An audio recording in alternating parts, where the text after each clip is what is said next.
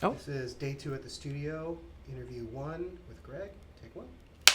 So back in the 90s, AIDS service organizations were really desperate for funding. They really needed to figure out how they were going to fund all the life-saving programs, how they were going to help people in the community, especially those that couldn't afford health care or couldn't afford services. So the San Francisco AIDS Foundation and the Los Angeles LGBT Center got together at the time, and they had this wild idea to have people do something extraordinary.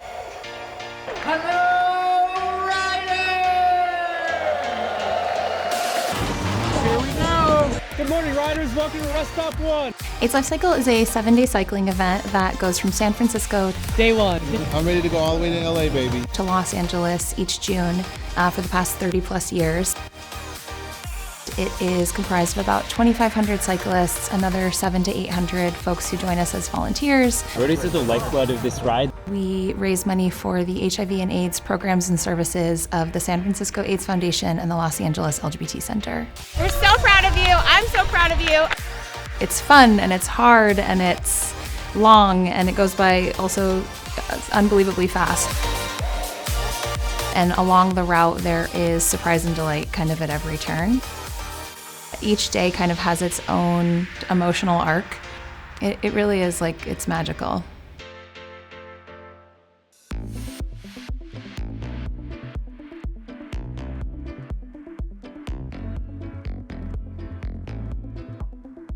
I've been around the race now for a couple of years, and right from the get-go, learning about its history was really important to me. But you learn it through the eyes of people who've been doing it for a while. So before I ask you about how long you've been doing it and why you started, did any of you have any cycling experience before you got involved with AIDS LifeCycle? No, I did not. At all? Not as a school kid. When was the But last time until you've been then. on a bike? Before the ride, Yeah. it had been a good 10 years. Yeah? Yeah. So, Pepe, you actually do have experience as a cyclist. Why don't you tell everyone a little bit about your background? All right. Well, I joined the Navy straight out of high school. Got stationed in Spain, and one of my shipmates there was a cyclist, so he got me into cycling. So I bought my first road bike in Spain, and I would ride in the rolling hills of Andalusia. That sounds amazing. And then when I came back to the States, I did a 50-mile bike ride in Ventura, Port Hueneme, where we ride through. I was stationed there. So on day 7, when we leave Ventura and we go to LA, we ride past my base that I was stationed at for a long time. So it's a real special day for me. And that same bike that I rode in Spain, that bike had been around the world. I actually used to ride a lot, but I've never ridden on the ride. Okay. And Ferd, had you ridden before? No, my last bike was one of those bikes where you pedaled backwards to stop. That was in Exactly. junior high and high school. Did I see you on that bike last year on the ride? I was so impressed. Make good So skid impressed. marks. So no ride experience. What is the AIDS life cycle to you? It defined my life. It gave my life a sense of purpose. So I was actually on a dinner date, and this individual said, "Have you heard of this thing called the California AIDS Ride?" And I said, "No, what is it?" And back then we had brochures, so we actually had a little brochure. I started reading it and I started crying, and I said, this is something I needed to do. I felt that if I was going to be a gay man, that HIV was going to affect me personally. So that night I decided I'm going to do the ride, and that was back in 1998. 1997. Princess Diana died. I was in San Francisco at the time. And I remember thinking, here's somebody that gave back so much. I've done nothing. I have a great life, and I've done nothing to give back for it. And that was the impetus. That's what pushed me. I was sitting at work. I work at UPS, and it was one of those moments where it is that fork in the road that changes your life. And I was a happy little straight girl as far as I knew. And I mean, I worked at UPS and I'm 5'10", go figure. But anyway, I didn't know anybody. It was not something that I did. It was definitely out of my comfort zone to do something like this that I knew nobody. And so I signed up. I was originally from New York as well. I was a member of the gay men's chorus in New York, so I would come down every week for rehearsals. Then I moved into Manhattan, which was a smarter deal than 2-hour commute. And this was in the early 90s. And all we were doing back then when I joined the chorus was singing at memorial services. It was really tough. A lot of our membership was just dying. Then I moved to California, and I knew I still had to be involved. I was hired at the AIDS Foundation into the development department, and the ride was the first thing I was kind of assigned to. So the first year I couldn't ride because I'd come on too late, but I went down for closing ceremonies and was blown away when I saw these riders coming down the Century City then, coming over the hill, and the roadies coming in, and I knew I had to be part of that. I was actually a client of the AIDS Foundation for a time, and I know how important the money is because I was on that other side of it. So everything I'm doing is helping the person that I used to be in that same position now. I know it has changed people's lives. I consistently am a top fundraiser. I really pride myself in that. I've just now passed my $340,000 total for LifeCycle the years I've been doing it. This year I'm about $24,000 right now. So I'm really excited for that. Right before the AIDS ride that I rode, that I was HIV positive. That was the first time I found out in 2000. And it made the reason of why I was doing the ride 10 times more important. I'm still doing it for my friends, obviously, but I had to prove to myself I could still do something like this back then. So that's what brought me where I am today. You know, when I was in the military, I would donate money to the CFC, Combined Federal Campaign, to give money towards AIDS. And when I retired out of the military, I would do the AIDS walk with my mother.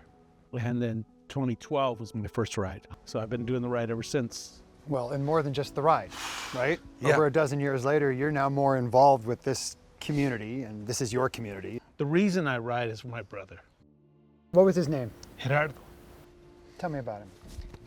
So, Gerardo was the most gentle giant. He had my back, his older brother, kept me out of trouble growing up in the streets of San Francisco in the Mission District. And then I was getting stationed in Greece. That's when he came out. But he didn't just come out to the family. He came out and said, I have HIV. I'm dying of AIDS. And so I said, what can I do for you? How can I help you? I'm overseas. I'm not home. And he said, don't worry about me, I'm fine. Help somebody else. He went in and out of the hospital 13 times in 2 years. And I was never home.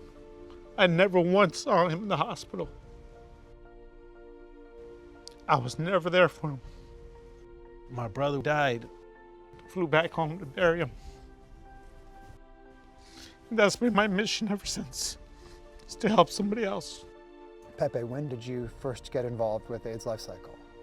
That was November of 2011.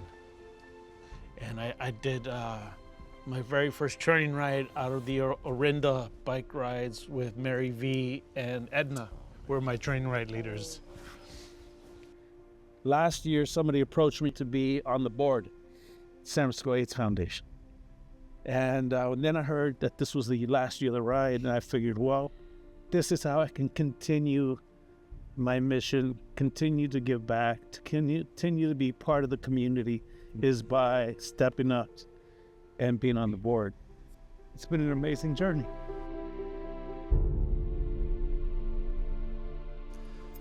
You know, I remember the first time I heard somebody say, I'm living with HIV.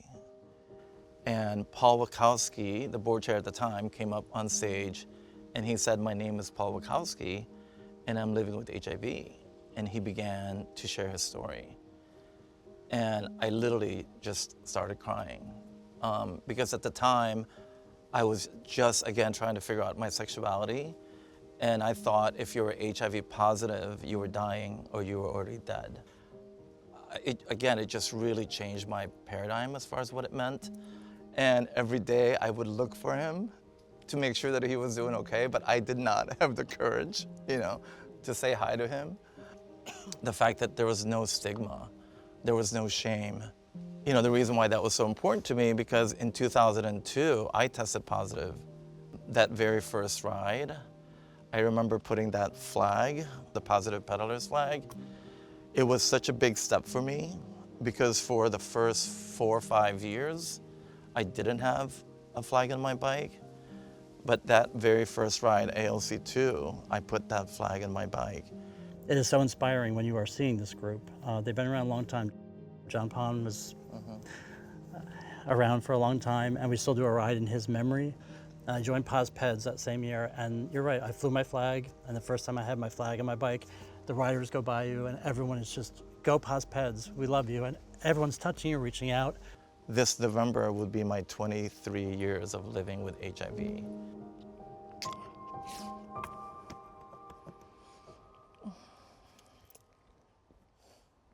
I grew up on this ride. I learned to be an activist on this ride. And yeah, it gave my life a sense of purpose. So. Exactly what you said. I had found my purpose there and what I was doing. I wasn't ashamed of being HIV positive. I would speak out about it at that point. The PosPeds are a great force of nature. When you see those flags, you used to be able to, going down the road, this army of orange flags just waving in the wind. You hear the noise. Yeah. It was, I hate to say magical, but it was. You would see this and be like, oh my God. And everyone was so supportive. So the PosPeds have done so much to make the ride what it is today. I mean, back in the day when the ride was first starting, everybody knew somebody that either had HIV, had died from AIDS. There was a number of people on the ride that were positive. This was like a real challenge to show the world that even though you had HIV, you could still do this ride, you could still do this challenge. And out of that grew this amazing organization, the Positive Peddlers. And a lot of people, you know, back then didn't want to tell everybody about, you know, their HIV status because it was still stigmatized. But, you know, the ride was a place where people would feel really comfortable to do that. So I think in today's generation, you know, sometimes people don't remember what it was like. You know, the ride is here for community, but that original fight was really personal to people. It really had something to do with the people I knew that were infected or the people that I knew that had passed away. And a lot of the long-term survivors are out on their own, and several of them are still doing this ride 30 years later, which is an amazing testament to what's going on. And I encourage everyone to get to know people across generations about finding out about why you do the ride now and why someone originally did the ride and what makes it important to them.